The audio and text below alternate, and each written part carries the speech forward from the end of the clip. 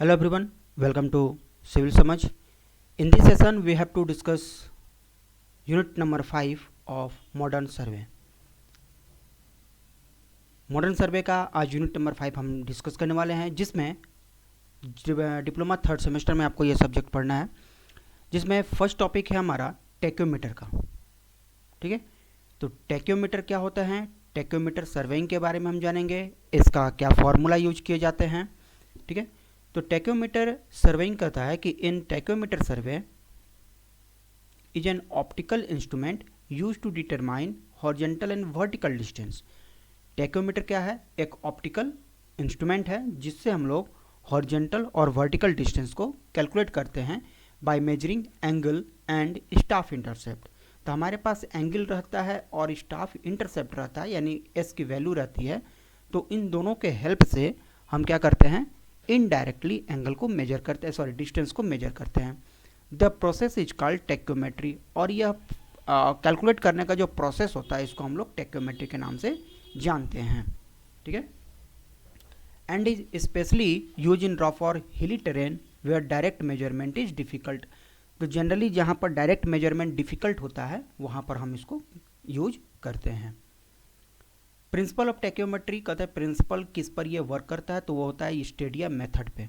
ठीक है, Stadia method क्या होता है हम आगे बताएंगे। स्टेडिया मेथड का मतलब देखिए, एक रफ आइडिया आप ले लीजिए। स्टेडिया मेथड का मतलब जैसे आपका ये ग्राउंड लेवल है, ये आपका ग्राउंड लेवल है, यहाँ पर आपने कोई इंस्ट्रूमेंट सेट कर रखा है, ये आपका स्टैंड था और ये आपका टैक्योमीटर इंस्ट्रूमेंट है। जब यहाँ पर हम किसी लेवल स्टाफ के मदद से हम इसको जब हम सीन करते हैं, देखते हैं, तो यहाँ इंस्ट्रूमेंट में इसके जो ऑब्जेक्ट लेंस है, ये ऑब्जेक्ट लेंस पर इस तरह का सिंबल बना हुआ होता है। तो ये जो आपका लाइनिंग होता है ना, ये लाइनिंग को ही स्टेडिया कहा जाता है, इसको स्टेडिया डायफ्राम कहा जाता है। तो इस सेंटर लाइन जहाँ पर ये मैच करता है लेवल स्टाफ से, वही हमारा वैल्यू होता है। तो इसमें नाम होता है इसका एस, ऊपर वाले का S1, नीचे वाले को S2। तो स्टेडिया डिफरेंस पूछा जाता है, कितनी वैल्यू आएगी, तो S2 - S1 या S1 - S2 आप कर सकते हैं, वहाँ से आप कैलकुलेट करके निकाल सकते हैं। ठीक है, तो इसके लिए फॉर्मूला हम यूज करते हैं। फॉर्मूला क्या यूज करते हैं, D is equal to F into S बट्टा आई, जहाँ पर D हॉरिजॉन्टल डिस्टेंस को बताता है, F आपके फोकल लेंथ को बताता है, S जो है स्टाफ इंटरसेप्ट होता है। ठीक है, I स्टेडिया इंटरवल होते हैं, और इसके लिए multiplying constant K, additive constant C हम लोग इस्तेमाल करते हैं। तो इस फॉर्मूला को D is equal to KS plus C के नाम से भी जानते हैं, जहाँ K और C हमारा क्या है, एक कांस्टेंट है। K को कहा जाता है मल्टीप्लाइंग कांस्टेंट क्योंकि यह S के साथ मल्टीप्लाई है, और C को कहा जाता है एडिटिव कांस्टेंट क्योंकि C जुड़ा हुआ होता है।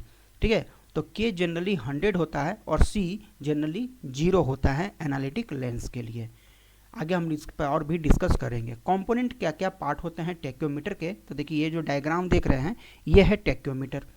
इसमें पूछेंगे कंपोनेंट पार्ट क्या क्या है, तो पहला है टेलीस्कोप। टेलीस्कोप जो ये टॉर्च जैसा जो आगे देख रहे हैं, इसको हम लोग टेलीस्कोप के नाम से जानते हैं, यह टेलीस्कोप है। आगे में आपका ये डायफ्राम है, मतलब ये ऑब्जेक्टिव लेंस होता है, पीछे आपका आई वेन होते हैं। ये जो डिस्टेंस होता है टोटल, ये एक होता है जो आपको कहते हैं टेलीस्कोप कहते हैं। Telescope provide a clear view of staff, ये क्या करते हैं, क्लियर व्यू प्रोवाइड करते हैं स्टाफ के लिए। यहाँ से हम लोग देखते हैं contents stadia hair, upper middle and the lower cross hair, जो कि ये आपका स्टेडिया हेयर से कंटेन रहते हैं, अपर मिडिल एंड लोअर, इस तरह का हेयर इसमें बने हुए होते हैं। ठीक है, अगला स्टेडिया डायफ्राम, ये जो आपका पूरा सर्कल होता है जिस अरेंजमेंट में रहता है उसको डायफ्राम कहते हैं। Equipped with 3 horizontal wires for measuring angle and 2 Stadia wires for staff intercept. तो जो 2 स्टेडिया वायर्स है टॉप और बॉटम का स्टाफ इंटरसेप्ट में वर्क होते हैं, और जो मिडिल का होता है सेंटर वाला, वो एंगल का मेजर करने के लिए यूज किए जाते हैं। उसके बाद इसमें आता है एनालिटिक लेंस। एनालिटिक लेंस आपको दोनों तरफ में यूज किए जाते हैं। Position between objective lens and the diaphragm, ये आपका डायफ्राम और ऑब्जेक्टिव लेंस के बीच में होते हैं। ठीक है, आपका जो टेलीस्कोप है, तो ऑब्जेक्टिव लेंस, जैसे आपका टेलीस्कोप का अगर हम डायग्राम बनाना चाहें, देखिए ये आपका टेलीस्कोप का ये डायग्राम बनता है इस तरह से। आगे में होता है कि आपका ये डायफ्राम होता है जो कि ऑब्जेक्टिव लेंस है, और पीछे पीछे थोड़ा सा संकीर्ण रहता है, आपका आई वेन रहता है। ठीक है, तो यहाँ से इसकी एक्सिस होती है जिसको एक्सिस ऑफ टेलीस्कोप के नाम से जानते हैं। तो यहाँ पर आपका सेंटर में सेंटर में लेंस लगा रहता है जिसको कहा जाता है, जिसको कहते हैं हम लोग एनालिटिक लेंस। तो position between objective lens and diaphragm, तो ये ऑब्जेक्टिव लेंस हो गया, ये आपका आई वेन हो गया और ये आपका ऑब्जेक्टिव लेंस होता है। Reduce the additive constant to zero in some case simplifying distance calculation, तो ये जो आपका सी की वैल्यू है ना, ये आपका रिड्यूस कर देता है जीरो तक में एनालिटिक लेंस अगर आता है तो। के क्या है, मल्टीप्लाइंग कांस्टेंट, जो कि वैल्यू हमारा 100 के बराबर होता है, जैसा कि आगे हमने अभी आपको डिस्कस किया था।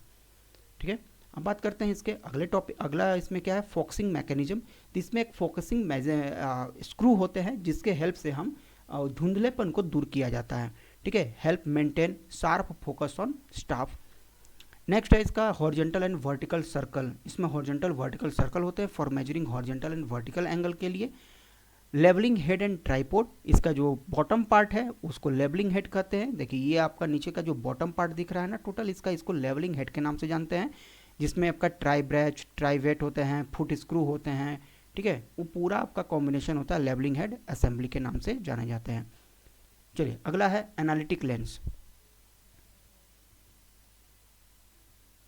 एनालिटिक लेंस क्या होते हैं, analytic lens is additional lens introduce in the telescope of A tacheometer. Analytic lens क्या होता है कि एक अलग से लेंस प्रोवाइड किया जाता है टेक्योमीटर में, ताकि हमारी विजिबिलिटी क्लियर हो सके। क्या पर्पस होता है, the maintain the principal focal plane of object lens at the plane of the cross hair. तो क्रॉस हेयर के प्लेन में अपना जो फोकस है वो बनाए रखते हैं। व्हेन प्रॉपरली एडजस्ट, जब ये प्रॉपरली एडजस्ट होते हैं तो एडेटिव कांस्टेंट की वैल्यू 0 होती है। तो आपसे ऑब्जेक्टिव यहाँ पूछा जाता है, ऑब्जेक्टिव की वैल्यू ऑब्जेक्टिव पूछा जाता है C बराबर 0 कब होता है, जब आपका लेंस कौन सा हो, एनालिटिक होगा। जब आपका लेंस का टाइप कौन सा होगा, एनालिटिक होगा। अदरवाइज C की वैल्यू 0 के अलावा कुछ भी हो सकती है और K बराबर 100 होता है। ठीक है, चलिए D बराबर K/S हो जाएगा जब C इज इक्वल टू 0 हो जाता है। तब देखते हैं कि एग्जाम्पल इसके बेस्ड पर। Determine the value of Stadia constant from the following observation. देखिए कोई इंस्ट्रूमेंट स्टेशन O पर स्टाफ रीडिंग आपको लिया गया है, ये स्टाफ रीडिंग आपको दिया 150, 200, 250 और स्टेडिया रीडिंग इसका दिया हुआ है, डिस्टेंस था। जैसे यहाँ पर अगर हम बनाएं तो पहला स्टाफ रीडिंग मान लीजिए आपका ग्राउंड लेवल है, यहाँ पर आपका इंस्ट्रूमेंट रखा हुआ है, ये आपका इंस्ट्रूमेंट है। पहला रीडिंग इसने लिया, यह हमारा स्टाफ लेवल है। यहाँ से जब इसको देखा तो इसमें 2 रीडिंग बनते हैं स्टेडिया का, एक अपर और दूसरा लोअर। तो पहला जो डिस्टेंस कह रहा है ये बोला कि 150 मीटर पे पहला हमारा डिस्टेंस आ गया। ठीक है, 150 मीटर पे आ गया तो आपका ये S1 और S2 की वैल्यू आपको दे दिया। जब डिस्टेंस आपका 200 मीटर पे लिया, मतलब कुछ दूर आगे बढ़ा करके लिया, तो आपका S1 और S2 ये बन गया। जब डिस्टेंस आपका और बढ़ा दिया गया 250 पे, तब आपका S1 और S2 की वैल्यू यहाँ पर लिया गया। अब इसने ऑब्जर्वेशन में कहता है value determine the value of Stadia constant. तो मतलब ये डाटा दिया हुआ है, पूछ रहा है कि K की वैल्यू क्या होगा और C की वैल्यू क्या होगा इस एनालिटिक लेंस के लिए। ये जो टेक्योमीटर आपको दिया हुआ है, इस टेक्योमीटर के लिए K और C की वैल्यू क्या होने वाले हैं। तो हम जानते हैं फॉर्मूला D बराबर KS प्लस में C होता है। अब S की वैल्यू देखिए, K और C तो निकालना है। D आपको पहला केस के लिए आपको दिया है 150, D बराबर 150, K हम कुछ नहीं रखेंगे। तो पहला केस के लिए S की वैल्यू क्या रखेंगे, ये अपर वाला में से लोअर को घटा देंगे। ठीक है, अपर में से लोअर को घटा देंगे तो हमारा S मिल जाएगा और प्लस में C हो जाएगा। तो ऐसे ही हम कितना इक्वेशन बना पाएंगे, एक इक्वेशन बनेगा, दूसरा इक्वेशन बनेगा, तीसरा इक्वेशन बनेगा। ठीक है, देखिए जैसे इस तरह का हमने पहला इक्वेशन यहाँ पर जनरेट किया, 150 बराबर जब हमने S को घटाया 2.750 माइनस 1.255, तो यहाँ पर बन गया D equal to KS plus C। K की जगह X रखें, C की जगह पर Y रखें, तो पहला इक्वेशन हमारा यहाँ से मिल गया। ठीक है, दूसरा इक्वेशन हमारे पास में ऐसा मिला और तीसरा इक्वेशन हमारा 250 वाला ये मिल गया। तो 3 इक्वेशन बनाए हैं, 2 अननोन है हमारे पास, तो हम बारी बारी से दोनों को सॉल्व करेंगे। ठीक है, तो सबसे पहले इक्वेशन नंबर, इसको हम अगर 1 मानते हैं, इसको हमने 2 माना, इसको हमने 3 माना, तो सबसे पहले पहला और दूसरा को सॉल्व किए तो हमारा y की वैल्यू आ जाती है और x की वैल्यू आ जाती है 99 और 2। सिमिलरली पहला दूसरा को कर लिए तो दूसरा तीसरा को करेंगे तो वहाँ से भी x बराबर हमको 99 आया और y बराबर यहाँ भी हमको 2 मिलता है। ठीक है, तीसरा वाला और पहला तीसरा का जब हम सॉल्व करते हैं, जब तीसरा पहले का सॉल्व करते हैं यहाँ पर, तो ये चीज़ें भी हमको देख के मिलती हैं। यहाँ से भी हमको सिमिलर वैल्यू y बराबर 2 और x बराबर 99 यहाँ भी मिलती है। मतलब हम ये कह सकते हैं कि हमारे तीनों वैल्यू क्या मिले, 99 और 2 मिले। अगर ये डिफरेंट हुआ होता ना तो हम क्या करते, एवरेज निकालते। ठीक है, यहाँ एवरेज भी निकालेंगे तो हमारे पास में वही वैल्यू मिलेगा 99 और 2 का ही। तो मल्टीप्लाइंग कांस्टेंट जो हमारी के की वैल्यू है वो आ गई 99 और जो एडिटिव कांस्टेंट यानी सी की वैल्यू थी वो हमारा 2 मीटर आ गया। मतलब ये लेंस एनालिटिक नहीं है, सॉरी ये मीटर नहीं होगा, ये यूनिटलेस होगा। तो इस तरह से आप d बराबर के एस प्लस सी का फॉर्मूला यूज करके आप निकाल सकते हैं। देखिए ये बेसिकली यूज क्यों किया जाता है कि सबसे पहले मान लीजिए हमारे पास में डिस्टेंस, पहले हम नॉन डिस्टेंस पे फाइंड कर लेते हैं, जैसे के और सी हमें मिल गया। अब हम क्या करेंगे ना, यहाँ पर हमारे पास में इंस्ट्रूमेंट है, यहाँ पर हमारे पास में इंस्ट्रूमेंट है। अब हम स्टाफ को चाहे तो 15 किलोमीटर दूरी रखते हैं, हमको दूरी नापने की जरूरत नहीं है, बस हमको यहाँ से खाली देखना है, खाली ये हमको रीडिंगवा पढ़ा जाए, S1 और S2 हमें खाली मिल जाए तो हम बता देंगे कि इंस्ट्रूमेंट से इस लेवल, इस स्टाफ की दूरी कितनी होगी, क्योंकि के और सी की वैल्यू तो हमें पहले ही मिल चुकी है। और सभी इंस्ट्रूमेंट के लिए के और सी की वैल्यू अलग अलग होती है। ठीक है, ये ना कि एक हम निकाल लिए तो सब में वो सेम ही मिलेगा, ऐसी बात नहीं होती है। तो अगर आपका ये वैल्यू अलग आया तो तीनों को हम क्या करते हैं, एवरेज लेते। ये प्रोसीजर है एवरेज का, क्योंकि हमारा जो वैल्यू है वो गलत ना आए। तो इस तरह से इस क्वेश्चन को सॉल्व करते हैं। चलिए अगला देखते हैं, मेथड ऑफ टेक्योमेट्री। टेक्योमेट्री का मेथड जो होता है ना, दो मेथड होते हैं, एक होता है स्टेडियम मेथड और दूसरा होता है टेंजेंशियल मेथड।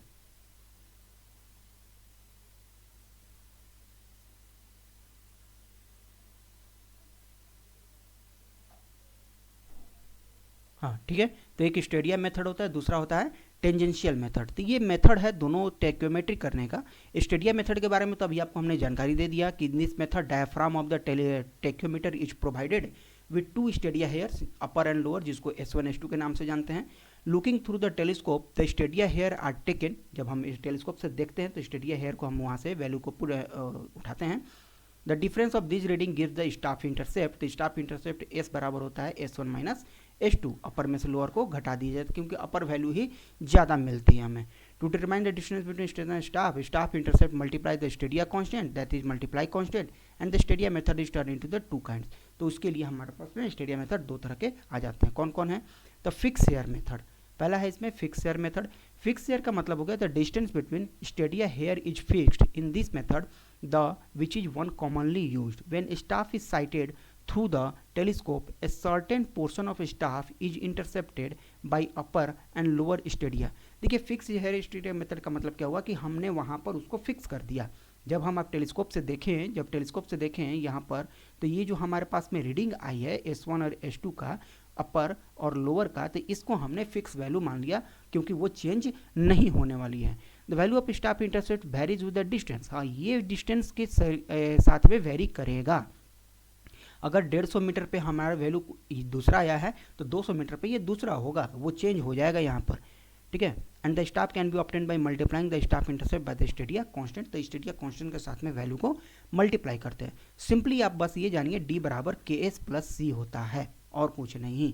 एस क्या है? स्टाफ इंटरसेप्ट है, मल्टीप्लाइंग कांस्टेंट के साथ इसको मल्टीप्लाई करना है और एडिटिव कांस्टेंट के साथ में इसको जोड़ना रहता है।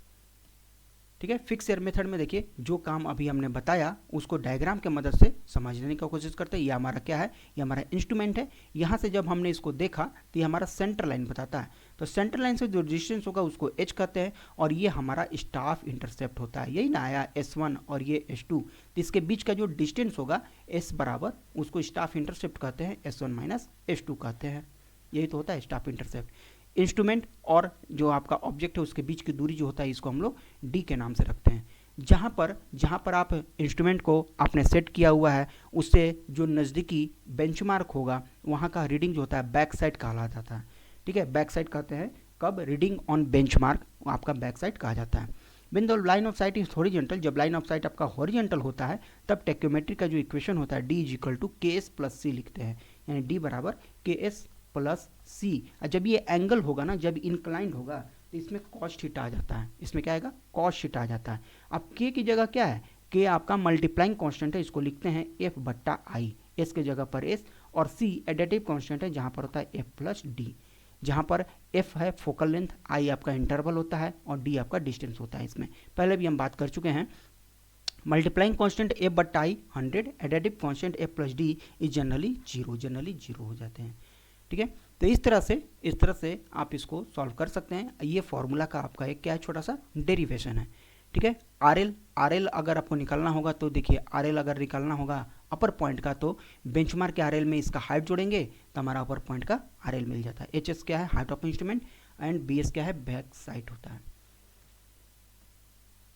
जब आपका लाइन ऑफ साइट हॉरिजॉन्टल ना होकर के इंक्लाइंड होगा तब उस केस में क्या करेंगे, देखिए when the line of site is inclined, जब आपका लाइन ऑफ साइट इंक्लाइंड होगा बट स्टाफ हेल्ड वर्टिकली, लेकिन स्टाफ आपका वर्टिकली आपने पकड़ा हुआ है, आप नीचे हैं ऊंचाई पर आपका ये स्टाफ है। यहाँ से देखेंगे तो ये तो इंक्लाइंड बनाएगा सेंटर से, देखिए ये मार्किंग किया गया कहाँ से, सेंटर से आपका एंगल, लेकिन यहाँ भी तो आपका S1 है, ये भी तो आपका S2 आएगा। तो इस केस में when the measured angle may be angle of elevation और दैट ऑफ डिप्रेशन, जरूरी थोड़ी है कि हम ऊंचाई पर ही देखें, हो सकता है हम नीचे गहराई पर भी देख सकते हैं कि हम यहाँ पर खड़े हैं, इस टाइप का है कि इंस्ट्रूमेंट हमने यहाँ लगा रखा है, और वर्टिकल स्टाफ को इधर से देख रहे हैं, यहाँ से देख रहे हैं, तो यहाँ पर एंगल हमारा क्या होगा, डिप्रेशन, ये क्या होगा, एलिवेशन। तो जब आपका एंगल ऑफ एलिवेशन कंसीडर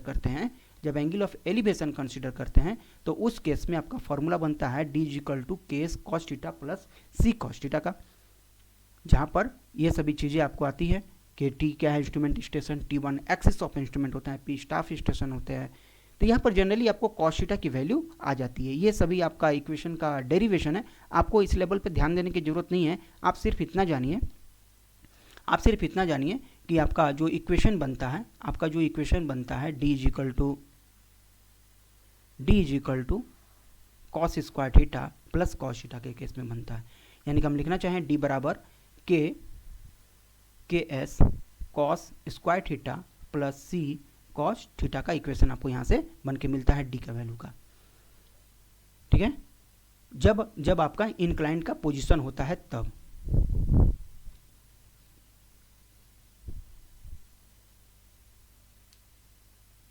ठीक है, तो यहाँ पर से आपको जो इक्वेशन मिला डी बराबर K S cos square theta plus C cos theta का, ये कब का केस का बना, जब आपका लाइन ऑफ साइट क्या हो, इंक्लाइंड हो। जब लाइन ऑफ साइट हॉरिजॉन्टल होगा तो डी बराबर केस प्लस में सी, जब इंक्लाइंड होगा तो case cos square theta plus में सी कॉस थीटा का इक्वेशन आपका ये बनता है, चाहे तो एलिवेशन का हो चाहे आपका डिप्रेशन का हो। ठीक है, तो दोनों केस में आपका ये सा चीज बनता है। अब देखिए, अब यहाँ पर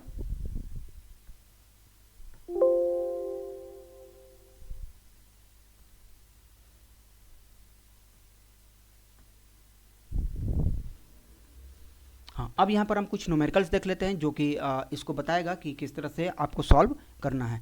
तो एक क्वेश्चन दिया है, following observation taken with a transit theodolite, एक ट्रांजिट थोडोलाइट के साथ में एक आपको दिया है कि टारगेट जो है लोअर और अपर। देखिए, लोअर और अपर का मतलब है कि आपका वर्टिकल एंगल की वैल्यू 4 डिग्री 30 मिनट का, 6 डिग्री 30 मिनट का दिया हुआ है, स्टाफ रीडिंग दिया हुआ है दोनों का, आरएल ऑफ द इंस्ट्रूमेंट आपको गिवन है। ठीक है, अब आपको ये कैलकुलेट करना है कि calculate the horizontal distance between instrument and the station and staff, also the RL of station A। तो स्टेशन A का आपको RL निकालना है। देखिए, आपका इंस्ट्रूमेंट स्टेशन O है। ठीक है, यहाँ का RL पता है कितना, 255 का। RL मतलब होता है समुद्र तल से ऊंचाई, तो ये ऊंचाई पूछ रहा है, तो बोल रहा है कि इसका RL कितना होगा।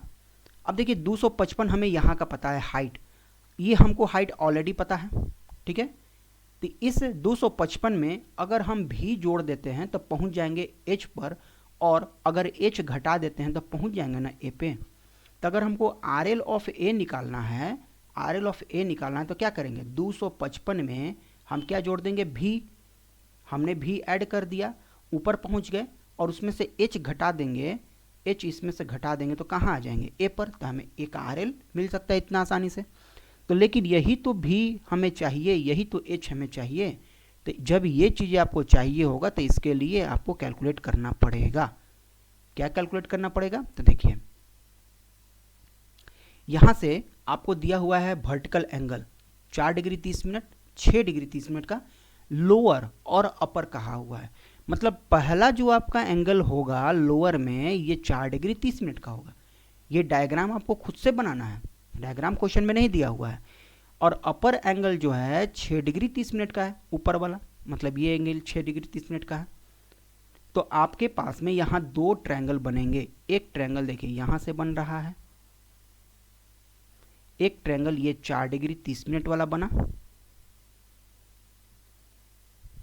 अब इसमें क्या लगाएंगे, हमारा टोटल हाइट क्या है यहाँ का, भी है, ठीक है, और डिस्टेंस क्या है, डी है। तो यहाँ क्या लगा सकते हैं, tan थीटा लगा सकते हैं। तो इसी तरह से हमने इक्वेशन इसे जनरेट किए कि s बराबर, हमें तो हॉरिजॉन्टल का ये सॉरी स्टाफ इंटरसेप्ट हमें दिया हुआ है कि s बराबर घटा दिए तो 2.30, s प्लस भी बराबर d tan थीटा और भी बराबर d tan थीटा में मिल गया। मतलब कि आपका जो ये इक्वेशन बना यहाँ का, ये था 4 डिग्री 30 मिनट का, जब ये हमारा क्या था, भी था और ये डी था। तो अगर हम tan थीटा निकालेंगे, tan 4 डिग्री 30 मिनट बराबर क्या हो जाएगा, tan थीटा बराबर लंबट्टा आधार भी बट्टा में डी, तब भी बराबर हो जाएगा ना, भी बराबर डी tan 4 डिग्री 30 मिनट का, तो भी बराबर डी tan 4 डिग्री 30 मिनट का। और यहाँ पर दूसरा क्या है, 6 डिग्री वाला, तो 6 डिग्री वाला हमारा कौन सा इक्वेशन था, जब यहाँ से हमारा बड़ा वाला एंगल था 6 डिग्री 30 मिनट का, तो भी प्लस ऊपर में एस, तो हमारा पास में ये टोटल बन गया था भी प्लस एस का, यहाँ पर डी था, तो इक्वेशन मिल गया हमको यहाँ से भी प्लस एस का। तो एस के तो वैल्यू आपको पता है 2.30 का, तो वहाँ जब हम इसको वैल्यू को घटा दिए तो हमारे पास में मिल गया डी की वैल्यू इसके रिस्पेक्ट में। तो डी हम यहाँ पर निकाल सकते हैं इजीली 65.340 मीटर का, ठीक है। जब आपको डी मिल गया तो भी बराबर डी tan 4 डिग्री 30 मिनट का है, तो भी आप इजीली निकाल सकते हैं। तब आर एल ऑफ ए के लिए हमने क्या बताया था, आर एल ऑफ ए जब आपको निकालना है तो क्या करना था कि जितना आपका आर एल दिया है 255 प्लस भी जोड़ेंगे माइनस एच घटा देंगे, तो यही ना एच था 0.950 हमें एच दिया हुआ था, तो आर एल में हमने जोड़ दिया किसको, भी को, और एच घटा दिए 0.950, तो हमें आर एल ऑफ ए यहाँ पर मिल चुका। ये हमारा फाइनल आंसर हो गया। मतलब इस क्वेश्चन को सॉल्व करने के लिए, इस टाइप के क्वेश्चन को सॉल्व करने के लिए आपको खुद से थोड़ा सा दिमाग लगाना पड़ेगा कि क्या जोड़ना है और क्या घटाना है। एक बार फिर से हम देख लेते हैं। यहाँ पर देखिए, यहाँ पर फिर से हम आपको एक बार मैं बता दे रहा हूँ कि हमको क्या करना है, ओ का हमें आर एल पता है, ए का आर एल हमें निकालना है। ओ का आर एल हमें क्या है पता है, ए का आर एल निकालना है। तो ओ में हमने क्या जोड़ दिए, देखिए ओ में हमने क्या जोड़ दिया, ओ में हम पहले ओ का आर एल हमें पता है, तो ओ के साथ में हमें स्टाफ इंटरसेप्ट यहाँ पर एस, तो एस हमने आ गए इस हाइट पे, इसके बाद हमने जोड़ दिया क्या, भी, तो हमें आ गया, फिर हमें एच घटा दिया यहाँ से। तो एच हमारा क्या था, लोअर एंगल का स्टाफ रीडिंग है 0.950, तो ये यही ना यहाँ से हमारा इसकी वैल्यू थी, ये हमारा 0.950, और यहाँ से जो ये हाइट थी ये 3.250, तो 950 हमको यही हाइट था। यहाँ से ये दोनों का रीडिंग आपको दिया हुआ है, S1 बराबर 0.950 दिया है और S2 बराबर दिया है 3.250। तो S1 की वैल्यू यहाँ से ना है जी ये, और S2 की वैल्यू आपको यहाँ से डिस्टेंस है, तो यही तो H था ना, H हमारा यही हाइट है, ठीक है। इस तरह से क्वेश्चन को आपको सॉल्व करना होता है। चलिए अगला क्वेश्चन देख लेते हैं। अगला क्वेश्चन एक और देख लेते हैं। इसमें कहता है कि स्टाफ रीडिंग भी आपको, स्टाफ स्टेशन है BCD, जिसका आपको एंगल दे रखा है, वर्टिकल एंगल भी दे रखा है, बियरिंग है ये और वर्टिकल एंगल है, और स्टाफ एयर का रीडिंग दे रखा है। यहाँ बोला मल्टीप्लाइंग कांस्टेंट और एडेटिव कांस्टेंट का वैल्यू आपको गिवन है। स्टाफ हेल्ड वर्टिकली, स्टाफ आपका वर्टिकली हेल्ड है। Calculate the length and bearing of DA। अच्छा AB है, BC है, CD है, तो DA नहीं है, D से A आपको निकालना है। मतलब आपका एक क्या है, ये आपका ट्रावर्स का क्वेश्चन है, जिसमें आपको 4 ट्रावर्स होते हैं, A से B, B से C, C से D और D से A। तो मतलब ये D से A का आपको नहीं पता है, लेकिन A से B पता है, ठीक है, B से C पता है, C से D पता है, तो DA का आपको लेंथ और बियरिंग दोनों ही कैलकुलेट करना है। क्या करेंगे सबसे पहले जो हमें इक्वेशन दिया है उस इक्वेशन को सॉल्व करेंगे। D बराबर KS cos square theta, C 0 था, देखिए क्वेश्चन में यहाँ पर C आपको 0 बोल रखा है, एडेटिव कांस्टेंट 0, तो आपका जो वैल्यू होता है इंक्लाइंड वाला का cos square theta plus C cos theta होता है। तो यहाँ पर C 0 था, तो C 0 है तो आपकी वैल्यू ऑलरेडी हमने 0 कर दिया, तो D बराबर हो गया KS cos स्क्वायर थीटा का। अब हमने लेंथ निकाला ए बी बी सी और सी डी का। लेंथ क्या होता है, के एस कॉस स्क्वायर थीटा, ये ना है, के एस कॉस स्क्वायर थीटा। के का वैल्यू 100 आपको पता है। एस आपको निकालना है कौन सा, अपर माइनस लोअर, ये एक एक्स्ट्रा ज़्यादा आ गया, हाँ इसको भूल जाइए, अपर माइनस लोअर का। अब अपर का रीडिंग देखिए क्या है, अपर का रीडिंग है 2.250, लोअर क्या है 1.250। अपर फिर से 2.550, अपर लोअर है इतना, और अपर है 2.750 और लोअर है 1.550। तो वही चीज़ को यहाँ पर क्या किया गया, वहाँ पर घटा दिया गया, ठीक है, 950। तो k इंटू एस और कॉस स्क्वायर थीटा आपको दे दिया गया। तो तीनों का लेंथ मिल गया, ए बी का, बी सी का और सी डी का। लेंथ ऑफ डी ए हमें निकालना है, उसको हमने एल मान लिया और बियरिंग का हमने थीटा मान लिया। इन तीनों का तो बियरिंग भी पता है, इन तीनों का हमें बियरिंग भी पता है। बियरिंग देखिए यहाँ पर, बियरिंग मतलब वर्टिकल एंगल आपको पता है, ठीक है, तो आपको दूसरे वाले एंगल का निकालना है। तो इसके लिए हम लोग क्या करेंगे, लैटिट्यूड और डिपार्चर वाला फॉर्मूला पर जाएंगे।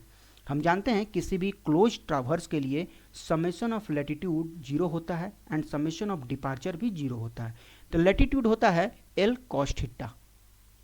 एल की वैल्यू आपने यहाँ से निकाल लिया है प्रत्येक लाइन के लिए। तो पहला लाइन के लिए एल कॉस थीटा, थीटा की वैल्यू आपको दे रखा है।